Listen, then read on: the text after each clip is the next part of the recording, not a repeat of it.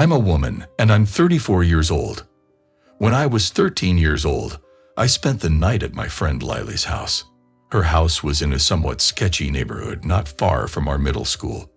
Lily's mom was a single parent and was working late, so it was just the two of us.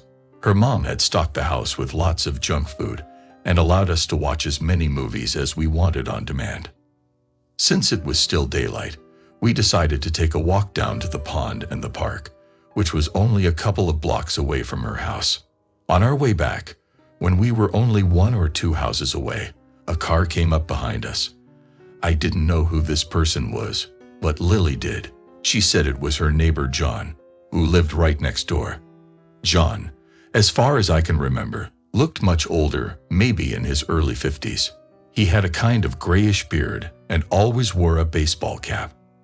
I didn't feel good about the way he smiled at us, even though Lily, being her usual friendly self, didn't seem to think anything was off. John spoke in a quiet voice and said, "Hey Lily, I noticed your mom's car isn't in the driveway, so I guess she's working late again, right?" Lily, not realizing anything was off, replied, "Yep, she's doing the late shift, so it's just us in the house tonight." John gave that same weird smile and said, "All right, you girls have fun with your sleepover and try not to get into too much trouble tonight." Then he slowly drove past us and parked his car in his own driveway. As we walked up the driveway to Lily's house, we noticed that John was still looking at us as he went into his own home. Once we got inside, I asked Lily about her neighbor because he made me feel uneasy.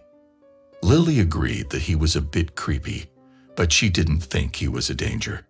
Lily was the type who trusted people easily and was carefree, while I was more cautious and kind of a goody-goody.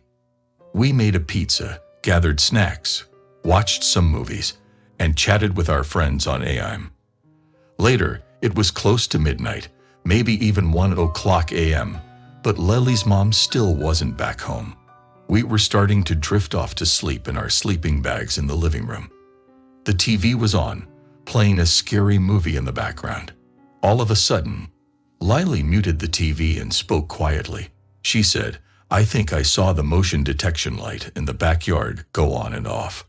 She then carefully got up to check out the window that looked over the backyard. I walked over quietly and asked if she saw anything.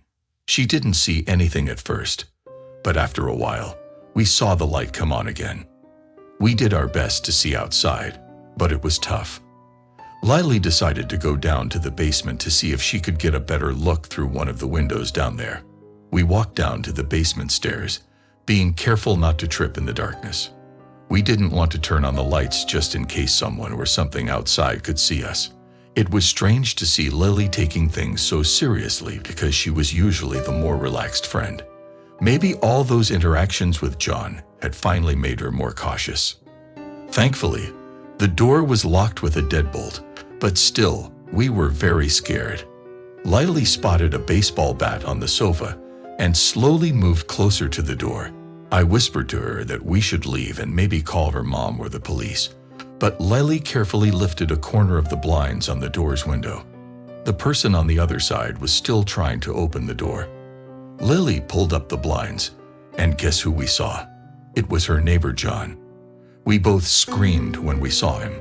John raised his hand, reached for the doorknob again, and wanted us to unlock the deadbolt.